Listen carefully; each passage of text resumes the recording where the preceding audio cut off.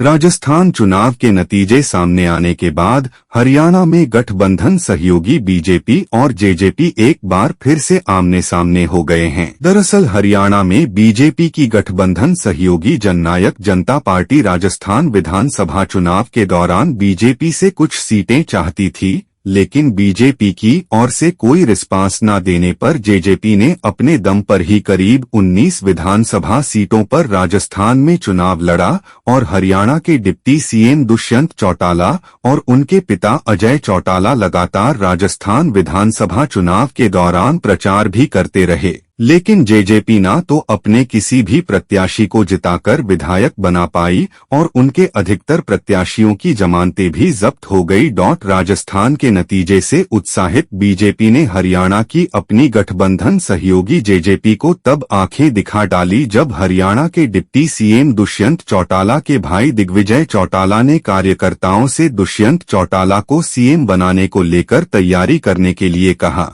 राज्य में अगले साल विधानसभा चुनाव होना है। दिग्विजय जेजेपी के राष्ट्रीय महासचिव भी है। दिग्विजय चौटाला ने तो यहां तक कह दिया कि हरियाणा की जनता केंद्र में मोदी को प्रधानमंत्री और हरियाणा में दुष्यंत चौटाला को सीएम देखना चाहती है। जवाब में बीजेपी के राष्ट्रीय सचिव और हरियाणा के पूर्व प्रदेश अध्यक्ष ओपी धनखड़ ने जेजेपी को इशारों में कह दिया कि सीएम बनने के सपने तो कोई भी ले सकता है, लेकिन पहले राजस्थान चुनाव के नतीजे तो देखिए जहां पर आपने जोर-शोर के साथ चुनाव लड़ा था। इससे पहले भी कई बार दोनों ही दलों के नेता ये साफ कर चुके हैं कि आने वाले लोकसभा विधानसभा चुनावों में दोनों ही पार्टियां गठबंधन के तहत चुनाव लड़ेंगी या नहीं, ये आने वाले वक्त में ही तय होगा। जेजेपी एनडीए गठबंधन सहयोगियों की बैठक में भी शामिल हुई थी और सूत्रों के मुताबिक जेजेपी चाहती है कि हरियाणा की 10 लोकसभा सीटों में वो बीजेपी के साथ गठबंधन में रहकर चुनाव लड़े।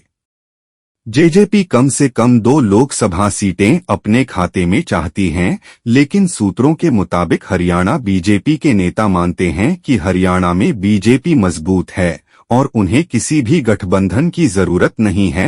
कुछ राजनीति के जानकार भी ये मानते हैं कि सोची समझी प्लानिंग के तहत जेजेपी और बीजेपी आने वाले लोकसभा और विधानसभा चुनाव से पहले अलग हो सकती हैं, क्योंकि हरियाणा के जाट वोट बैंक पर कांग्रेस के नेता और पूर्व मुख्यमंत्री भूपेंद्र सिंह हुड्डा का दबदबा हमेशा से ही माना जाता रहा है और जेजेपी की मुख्य ताकत भी जाट वोट बैंक ही है। इसीलिए बीजेपी सोची समझी प्लानिंग के तहत जेजेपी को अलग ही चुनाव लड़वा सकती है, ताकि जाट वोट बैंक एक बार फिर से जेजेपी के खाते में आ सके और फिर चुनाव के नतीजे के आधार पर दोनों ही पार्टियां एक बार फिर से गठबंधन पर एकजुट हो सकें। हालांकि ये सभी फिलहाल राजनीतिक कयास भर है, लेकिन ये बात साफ है कि हरियाणा में बीजेपी जेजेपी को ना तो लोकसभा और ना ही विधानसभा चुनाव में अपने खाते से कुछ भी सीट देने के मूड में है।